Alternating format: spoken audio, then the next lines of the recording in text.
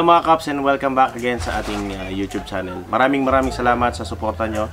At in this video ay kung mapapansin nyo, meron tayong ditong mga products na i-review which is galing sa Seal Spray PH. So unang-una sa lahat, salamat sa pagtitiwala Seal Spray PH sa pagpapadala nyo ng mga products ninyo na magagamit natin sa mga problema natin sa leakage. So eto, meron siyang tatlong variant mga Kaps, which is yung white, transparent at yung black. So magagamit natin siya para dun sa mga leakage, kaya sa mga tubo, sa mga yero.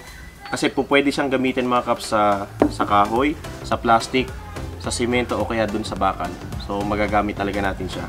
At ang kagandahan pa, meron siyang tatlong variant ng kulay, kaya po pwede natin siyang gamitin, nababagay dun sa paggagamitan natin. Gaya nga nitong ating pag-a-apply ngayon mga Kaps. So ito ay salbabida ng aking anak.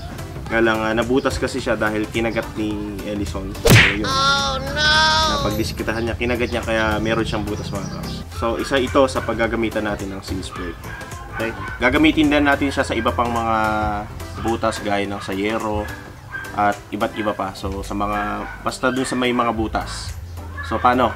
Kung hindi ka pa nakapag-subscribe sa ating channel, ay don't forget to subscribe. Hit mo na rin ang bell notification para updated ka sa mga bago nating upload. Salamat sa support ng mga Kaps. Diyan lang kayo.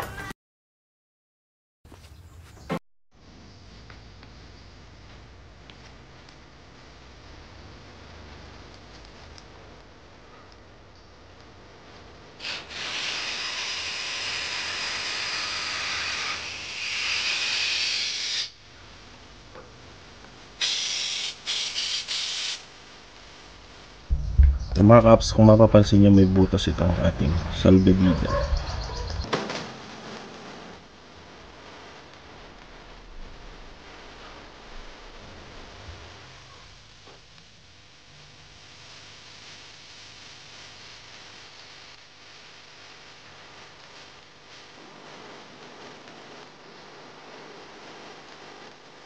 I-fix natin yan mga Kaps ngayon gamit ang Seal Spray na transparent.